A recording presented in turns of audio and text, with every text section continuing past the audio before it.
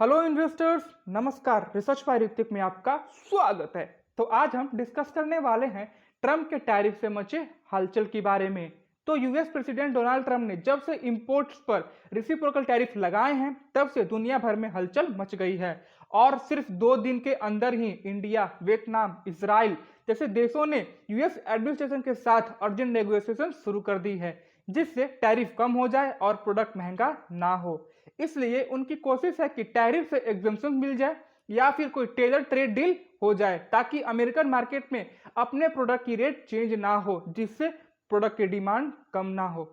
Sources के मुताबिक पता चला है कि सीएनएन की रिपोर्ट बता रही है कि अफेक्टेड कंट्रीज के लीडर ट्रम्प से बायलैटरल टॉक करना चाहते हैं ताकि टैरिफ कम हो जाए और उन्हें उम्मीद भी है कि इससे ग्लोबल ट्रेड डायनामिक पर ट्रैफिक के निगेटिव इंपैक्ट को कम किया जा सकेगा। इंडस्ट्री सोर्सेस के अकॉर्डिंग इंडिया पर ट्रम्प के रेसिप्रोकल टैक्स प्लान के अंडर टैरिफ रिलीफ सिक्योर करने के लिए आइटम की एक लिस्ट पर बिहाइंड द सीन नेगोशिएशन करने का ट्राई कर रहे थे, क्योंकि प्रेजेंटली दोनों देश एक ट्रेड डील पर काम कर रहे हैं जिससे दोनों कंट्रीज को प्रॉफिट हो सकता है। उसके बाद पता चला है कि इस डील में new Delhi select American agriculture product जैसे आलमंड्स और पिस्ता पर ड्यूटीज कम करेंगे और यूएस इंडियन एक्सपोर्ट जैसे ऑटो पार्ट्स और फार्मास्यूटिकल्स प्रोडक्ट पर टैरिफ रिलीफ देंगे। इससे पहले दोनों कंट्रीज की ट्रेड टीम्स ने टैरिफ कम करने के लिए आइटम की लिस्ट पर एग्री करने के लिए कांटेक्ट में थी,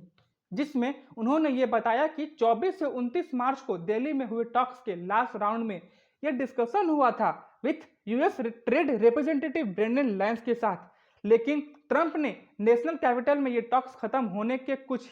दिन बाद ही इंडियन गुड्स पर 26% का टैरिफ लगाने का अनाउंसमेंट कर दिया, जो कि बाकी कंट्री से कंपेयर में कम है, जिससे पता चलता है कि ट्रंप का जो मन करेगा वो करेंगे।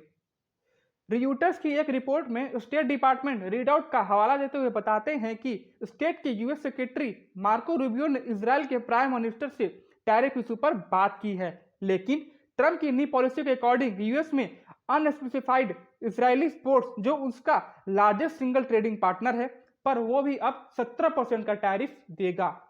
वियतनाम जिस पर 46% का टैरिफ यूएस ने लगाया है, जो कि सबसे ज्यादा है। जहां सोशल मीडिया पर एक पोस्ट में ट्रंप ने बताया कि उन्होंने वियतनामीज जनरल सेक्रेटरी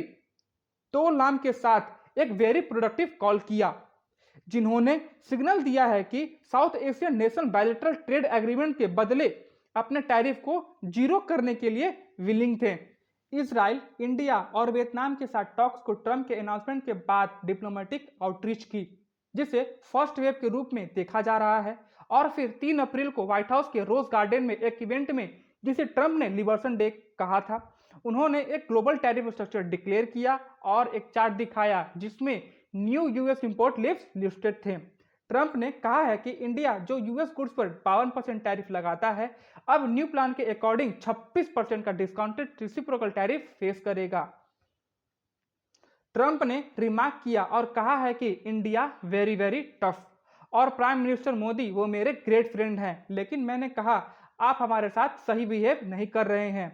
डिकेड से हम उनसे ऑलमोस्ट कुछ भी चार्ज नहीं कर रहे थे, इसलिए उन्होंने ये भी कहा है कि इंडिया के साथ ट्रेड डिस्पैरिटी बहुत टाइम से चला आ रहा है, इसलिए बहुत ही सोच समझकर ये 26% टैरिफ इंपोज किया गया है। उसके बाद ट्रंप ने इंडिया को टैरिफ किंग कहा है और इससे पहले 13 फरवरी को व्हाइट हाउस में प्राइम मिनिस्टर नरेंद्र मोदी के साथ ज्वाइंट प्रेस कॉन्फ्रेंस में इस स्टेंस को रिपीट किया है और उस टाइम ट्रंप ने कहा था कि इंडिया टैरिफ पर बहुत स्ट्रांग है और ट्रेड बैरियर्स के कारण इंडिया में सेल करना बहुत हार्ड है, जिससे अमेरिकन प्रोडक्ट्स की डिमांड कम हो रही है। करेंटली इंडिया जो यूएस में 10th लार्जेस्ट एक्सपोर्टर है, जिसके शिपमेंट 2024 में $91 बिलियन का था, जिससे इंडिया यूएस को अपने लार्जेस्ट एक्सपोर्टर मार्केट और इंपोर्ट के 4th बिगेस्ट सोर्स के रूप में देखता है। सीएनएन की रिपोर्ट में साइट किए गए एक सीनियर व्हाइट हाउस एडवाइजर के अकॉर्डिंग देखें तो ट्रंप ने उन देशों के साथ bespoke ट्रेड एग्रीमेंट के लिए ओपन है जो जल्दी टेबल पर आते हैं, जिससे पता चलता है कि इंडिया, वियतनाम और इजराइल 3 मई से टैरिफ के फुल इफेक्ट में आने से पहले लाइन में फ्रंट पर होने के लिए पोजीशन कर रहे हैं, क्योंकि ऑटोमोबाइल पार्ट्स पर 25% इन्फोर्स होने वाला है। आगे बढ़ने से पहले आप सभी इन्वेस्टर्स के लिए एक इंपॉर्टेंट अनाउंसमेंट है। अगर आप इन्वेस्टर्स को लग रहा है कि आप जो स्टॉक्स बाय कर रहे हैं और वो स्टॉक्स अच्छा प्रॉफिट जनरेट नहीं कर पा रहा है,